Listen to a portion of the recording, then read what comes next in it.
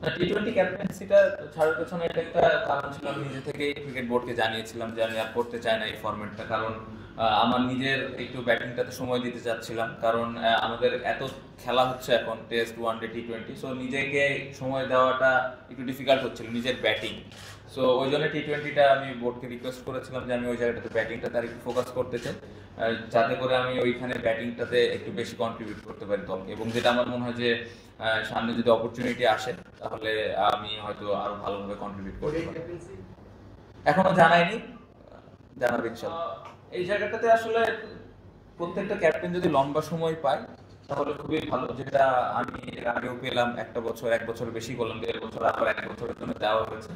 But আমি মনে করি যে এই জায়গায় যেই ক্যাপ্টেন থাকবে, আমার মনে হয় তাকে যদি লম্বা সময় দেওয়া হয়, একটা ওয়ার্ল্ড কাপ চিন্তা করে বা একটা টেস্ট চ্যাম্পিয়নশিপের সার্কেল চিন্তা করে এভাবে যদি করা হয় তাহলে প্ল্যান করাটা খুবই সহজ আমার জন্য। আমার সাথে বোর্ডের যতটুকু কনভারসেশন হয়েছে আমি খুশি, যেভাবে আমাকে তারা সময়টা দিয়েছেন এবং পরবর্তীতে তাদের কি প্ল্যান আছে।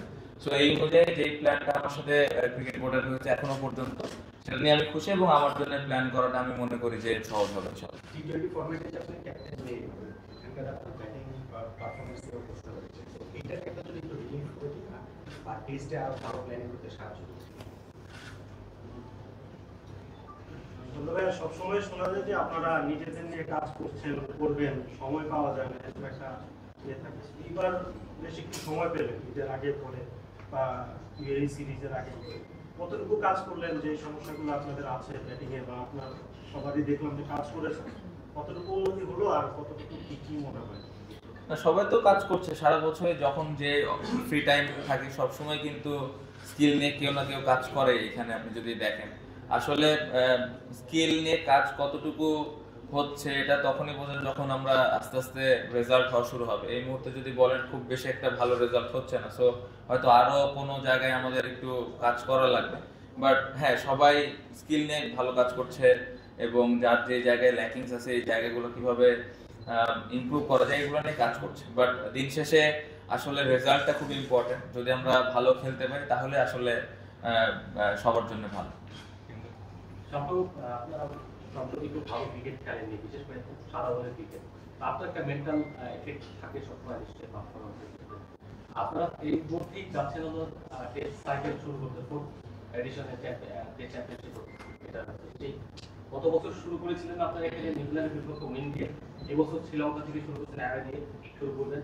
সেক্ষেত্রে আপনার কি মনে হয় যে এই যত প্রভাবগুলি গেছে লাস্ট কিছুদিন যে আপনাদের খারাপ মনে গেছে, এটা কি ওভারকাম করে রেজাল্ট বের করে আনতে পারবেন?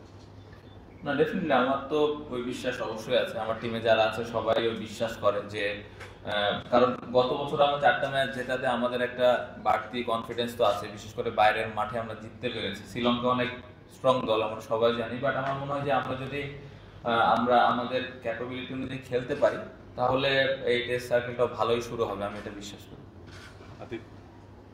আপনি যে ওডিআই ক্যাপ্টেন্সি নিয়ে বললেন যে এখনো কথা বলে, আপনি কি মনে হয় 2027 ওয়ার্ল্ড কাপ এরকম ধরে ক্যাপ্টেন্সির টাইটলটা মানে টাইট করা ক্যাপ্টেনশিপের বেটার?